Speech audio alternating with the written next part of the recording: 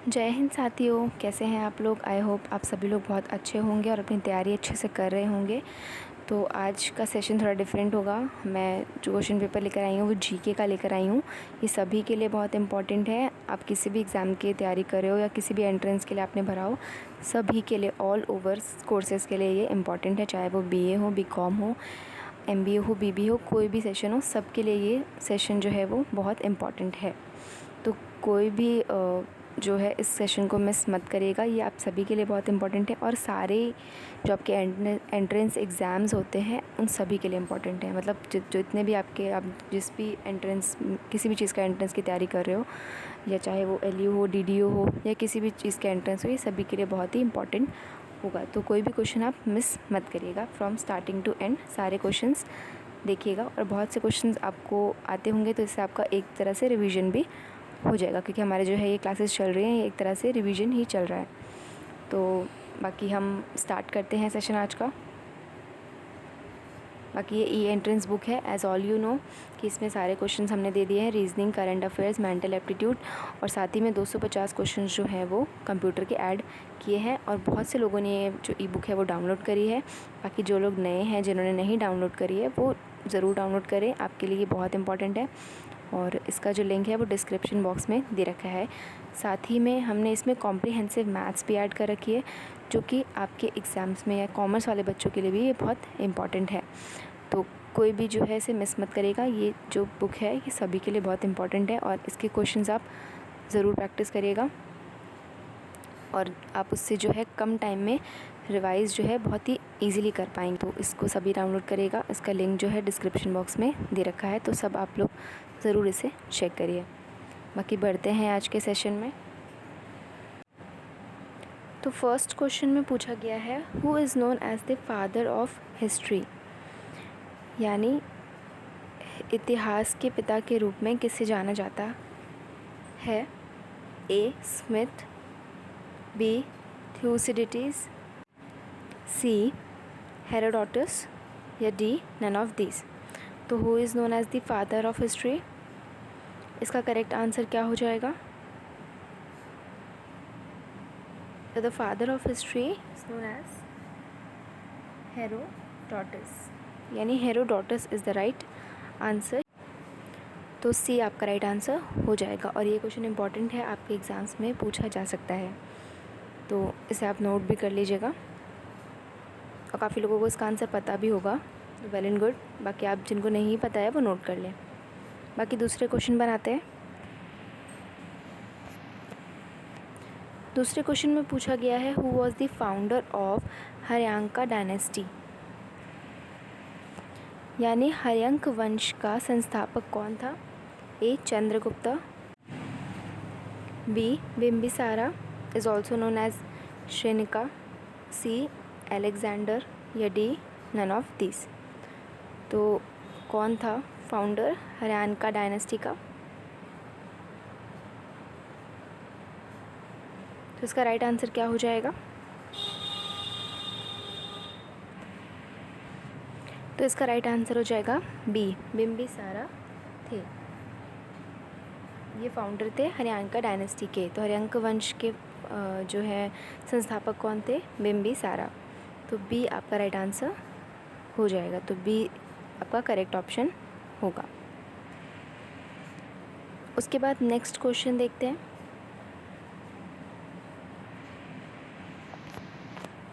Next question में पूछा गया है, Gautam Buddha was born in.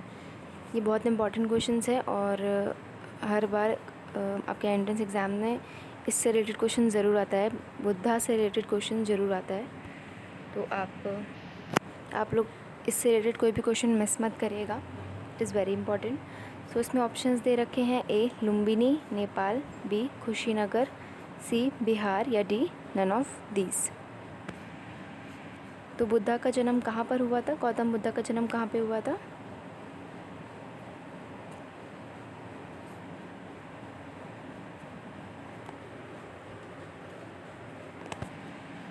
तो इसका राइट आंसर क्या हो जाएगा, लुम्बिनी में, जो कि नेपाल में स्थित है। तो A Lumbini is the right answer, ये आपका सही उत्तर हो जाएगा। और इनकी लाइफ से जुड़ी कुछ चीज़ें हैं जो मैंने यहाँ पे नोट कर रखी हैं, जो कि आप एक बार देख लीजिएगा। इनका जन्म जो हुआ था लुम्बिनी में हुआ था और died at the age of 80 वर्ष में इनकी जो है खुशीनगर में इनका निधन हो गया था। और 483 BC में इनका जो है इनकी डेथ हो गई थी। और जो इम्पोर्टेंट सिंबल्स हैं बुद्धा की लाइफ में उन्होंने ये दिए हैं। जन्म यानी बर्थ को इन्होंने किस में सिंबलाइज़ कर रखा है, लोटस एंड बुल में। और रेन्यूसिनेशन यानी महाविनिष्कर्माना को इन्होंने किस चीज़ में डिनोट कर रखा है, हॉर्स में। निर्वाणा और संबोधिनी यानी एनलाइटमेंट जो है वो बोधि ट्री। एंड धर्म चक्र परिवर्तन, फर्स्ट साइमन क्या है, इन्होंने व्हील को सिंबलाइज़ कर रखा है। और उसके बाद महापरिनिर्वाणा यानी डेथ को इन्होंने किससे सिंबलाइज़ कर रखा है, स्तूपा से। तो ये सारे बहुत इंपॉर्टेंट है। और भी जो फैक्ट हैं हम आगे नेक्स्ट वीडियो में कवर अप करेंगे। तो ये सारी चीज़ें आप नोट कर लेना। मे बी शायद आपसे सिंबल करके ही पूछ लिया जाए क्वेश्चन में, कोई भी क्वेश्चन जो है वो पूछा जा सकता है, तो इट इज़ वेरी इंपॉर्टेंट। उसके बाद नेक्स्ट क्वेश्चन पूछा गया है, the 24th Tirthankara of Jainism is, यानी जैन धर्म के 24वें तीर्थंकर हैं। ए ऋषभदेवा, बी महावीरा, सी विरुषभा या डी नन ऑफ दीज। तो who is known as the 24th tirthankara of Jainism, ये भी इम्पॉर्टेंट क्वेश्चन है। जैनिज़्म और बुद्धिज़्म दोनों ही इम्पॉर्टेंट यूनिट्स हैं आपकी। तो इसमें जो 24वें तीर्थंकर हैं of Jainism is of course Mahavir Swami. तो महावीरा आपका राइट आंसर हो जाएगा। और जो संस्थापक हैं वो ऋषभदेव हैं। तो फर्स्ट जो है आपके तीर्थंकर वो ऋषभदेव है और ये हैं 24th तीर्थंकर, यानी जो फर्स्ट होंगे संस्थापक अगर पूछा जाएगा तो आपको बताना है ऋषभदेवा। और अगर 24th पूछा यानी 24वां पूछा जाएगा तो आपको महावीर स्वामी जी में टिक लगाना है। आई होप आपको क्लियर हो गया होगा। तो इसमें जो आपका राइट आंसर है वो महावीरा हो जाएगा। तो महावीरा आपका राइट आंसर होगा। उसके बाद नेक्स्ट क्वेश्चन पर आते हैं। तो इसका आंसर बी हो जाएगा। उसके बाद नेक्स्ट क्वेश्चन पर आते हैं।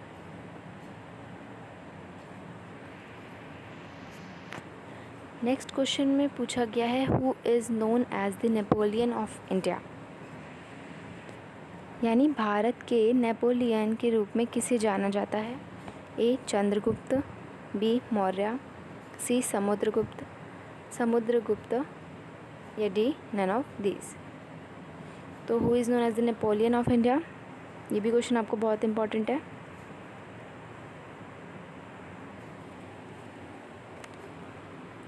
तो इसका जो राइट आंसर हो जाएगा वो हो जाएगा समुद्रगुप्ता को as the Napoleon of India कहा गया है। और ये किसने कहा है, ये कहा है आपके V.A. स्मिथ के द्वारा दिया गया है बाय, ये किसके द्वारा दिया गया है, V.A. स्मिथ के द्वारा दिया गया है, बाय V.A. स्मिथ। तो चंद्रगुप्त आपका राइट आंसर हो जाएगा। तो सी समुद्रगुप्ता आपका राइट आंसर हो जाएगा। तो सी आपका करेक्ट आंसर है। और ये किसने दिया है, बाय V.A. स्मिथ ने दिया है। तो C is the right answer. उसके बाद दूसरे क्वेश्चन पर आते हैं। दूसरे क्वेश्चन में पूछा गया है, who wrote Kitab al Hind which means geography of India, यानी किताब अल हिंद किसने लिखा था जिसका अर्थ है भारत का भूगोल। तो ये जो किताब है ये किसके द्वारा लिखी गई है, ए अल मसूदी, बी फिरदौसी, सी अल बरूनी या डी नन ऑफ दिस। तो हु रोट किताब अल हिंद, ये भी इम्पॉर्टेंट क्वेश्चन है और ये आपका एक बार एंट्रेंस में आ भी चुका है। मैं इसमें इम्पॉर्टेंट कर दे रही हूँ, स्टार लगा दे रही हूँ, विच इज़ वेरी इंपॉर्टेंट। तो इसका ये जो बुक है ये किताब किसने लिखी है, इसका आंसर हो जाएगा सी अल बरूनी ने लिखी है। तो C Al Biruni is the right answer. C आपका करेक्ट आंसर हो जाएगा। ओके, नेक्स्ट क्वेश्चन पर आते हैं। उसके बाद पूछा गया है which is the busiest ocean for trade and commerce, यानी व्यापार और वाणिज्य के लिए सबसे व्यस्त महासागर कौन सा है। तो इसमें ऑप्शंस दे रखे हैं, A Pacific Ocean, B Antarctica Ocean, C Atlantic Ocean या डी नन ऑफ दीज। तो which is known as the busiest ocean for trade and commerce, इसका सही उत्तर क्या हो जाएगा, C Atlantic Ocean is known as the busiest ocean for trade and commerce. तो C आपका अटलांटिक ओशन जो है आपका सही उत्तर हो जाएगा, यानी अटलांटिक महासागर इज़ द राइट आंसर। उसके बाद नेक्स्ट क्वेश्चन पर आते हैं। नेक्स्ट क्वेश्चन में पूछा गया है जायद फसल का मौसम है, यानी the Zaid cropping season is from, कब से कब तक, A January to March, B April to June, C both A and B या डी नन ऑफ दिस। तो the Zaid cropping season is from, तो इसका सही आंसर क्या हो जाएगा,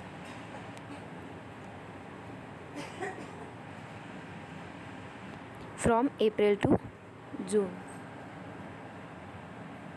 तो फ्रॉम अप्रैल टू जून आपका राइट आंसर हो जाएगा। The Zaid cropping season is from April to June. तो B is the right answer. उसके बाद नेक्स्ट क्वेश्चन पर आते हैं।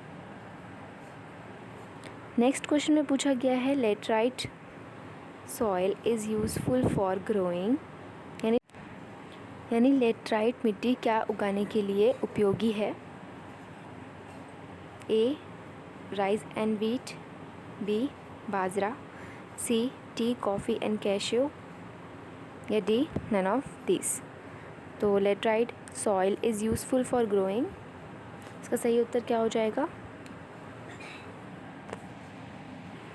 तो इसका राइट आंसर क्या हो जाएगा, C it is useful for tea coffee and cashew. तो सी आपका राइट आंसर हो जाएगा। तो C is the right answer. Laterite soil is useful for growing tea coffee and cashew. उसके बाद नेक्स्ट क्वेश्चन पर आते हैं। नेक्स्ट क्वेश्चन में पूछा है at which of the following hills the Eastern Ghats and the Western Ghats joins. तो इसमें ऑप्शंस दे रखे हैं, A Nilgiri hills, B Palani hills, C Shevaroy hills या डी नन ऑफ दीज। तो at which of the following hills the Eastern Ghats and Western Ghats joins, इसका right answer क्या हो जाएगा, तो इसका राइट आंसर हो जाएगा ए नीलगिरी हिल्स। तो ए नीलगिरी हिल्स आपका राइट आंसर हो जाएगा। तो Nilgiri hills joins the eastern ghats and the western ghats. A is the right answer. उसके बाद नेक्स्ट क्वेश्चन पर आते हैं। तो नेक्स्ट क्वेश्चन में पूछा गया है article 21A is related to, यानी अनुच्छेद 21A किससे संबंधित है, ए राइट टू फ्रीडम से, B right to equality, C right to education या D none of these. So article 21 is related to, क्या हो जाएगा इसका आंसर, तो इसका आंसर हो जाएगा सी राइट टू एजुकेशन से रिलेटेड है आर्टिकल 21A। तो article 21A is related to right to education. तो सी आपका राइट आंसर हो जाएगा, यानी शिक्षा का अधिकार इज़ द राइट आंसर। तो सी आपका सही उत्तर होगा।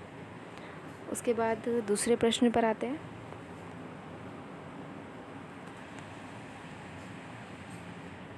दूसरे क्वेश्चन में पूछा गया है when did the Cripps mission came into India, यानी क्रिप्स मिशन भारत में कब आया था? ए 1997 में, बी 1952 में, सी 1942 में या D none of the above. So when did the Cripps mission came into India? तो इसका राइट आंसर हो जाएगा सी 1942 में आया था।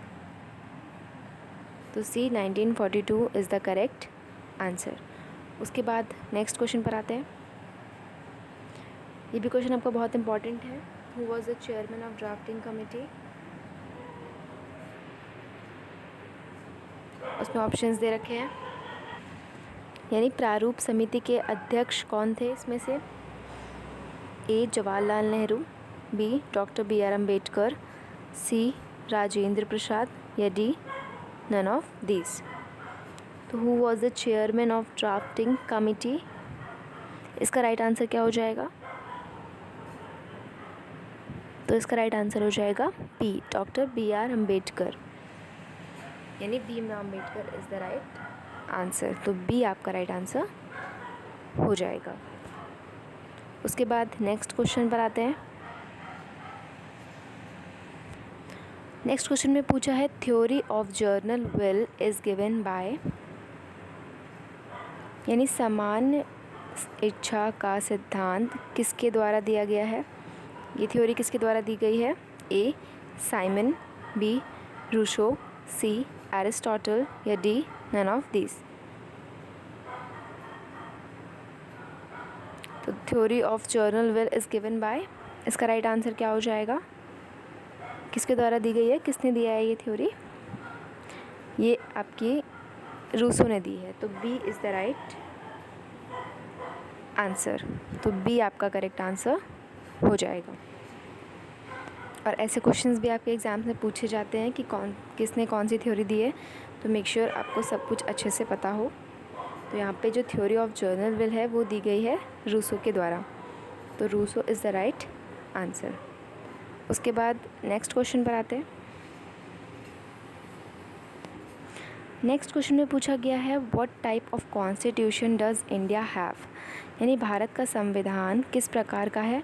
ए flexible, B rigid, C both A and B यानी दोनों, या D none of this.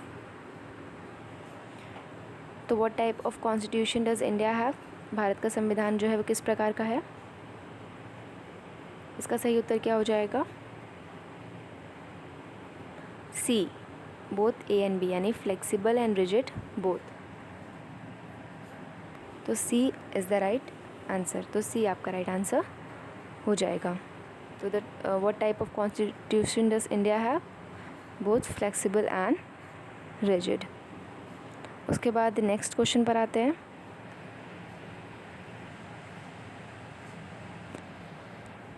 Next question में पूछा गया है make in India was launched in which year, यानी मेक इन इंडिया की शुरुआत किस वर्ष हुई थी?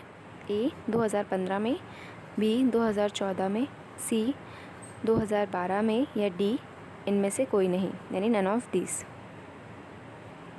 तो make in India was launched in which year, इसका सही आंसर क्या हो जाएगा?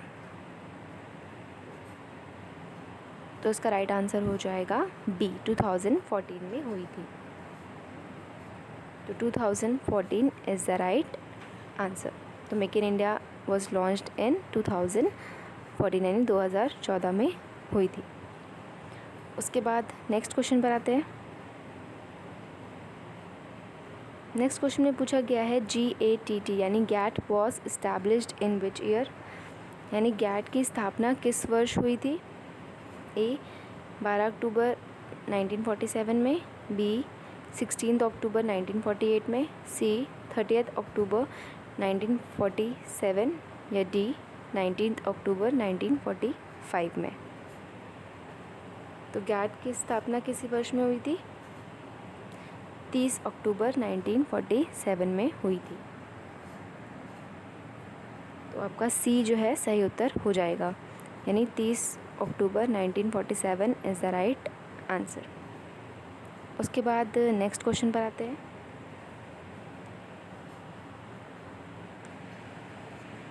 एंड गैट का फुल फॉर्म है आपका journal agreement tariffs and trade. तो मेक श्योर आपको सबके फुल फॉर्म अच्छे से पता हो, क्योंकि आपके फुल फॉर्म्स में भी क्वेश्चंस में पूछे जा सकते हैं, तो कोई भी फुल फॉर्म आप मिस मत करिएगा। बाकी हम नेक्स्ट क्वेश्चन देखते हैं। नेक्स्ट क्वेश्चन में पूछा गया है द स्लोगन फॉर द प्रधानमंत्री जन धन मिशन इज़, यानी प्रधानमंत्री जन धन मिशन का क्या नारा था? ए मेरा खाता भाग्य विधाता, बी बेटी पढ़ाओ बेटी बचाओ, सी आइदर ए और बी यानी दोनों में से कोई एक, या डी नन ऑफ दीज। तो स्लोगन क्या था प्रधानमंत्री जन धन मिशन का?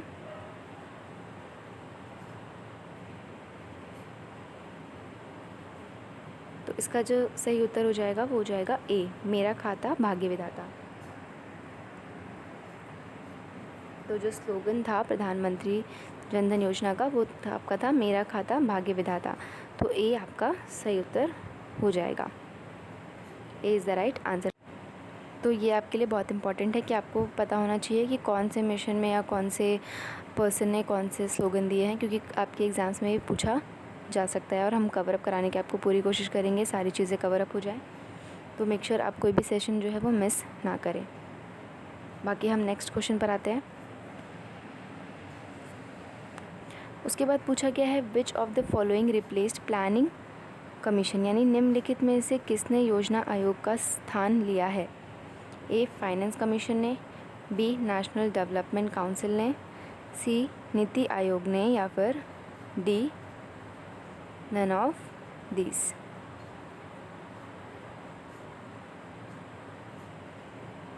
तो who replace the planning commission?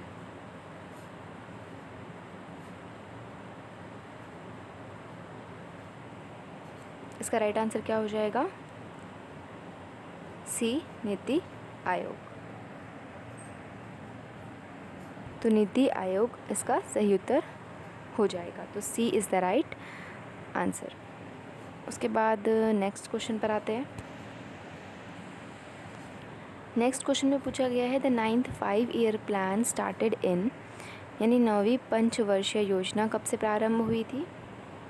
ए 1956 से, बी 1996 से, सी 1997 से, या डी 1995 से। और ये आपके लिए बहुत इंपॉर्टेंट है कि आपको सारे जो हैं वो 5-year प्लान पता हूँ, बिकॉज किसी से भी क्वेश्चन आपका आ सकता है। तो 9th 5-year plan started in, और इसका मोटिव भी आपको पता होना चाहिए कि कौन से 5-year प्लान में क्या मोटिव था।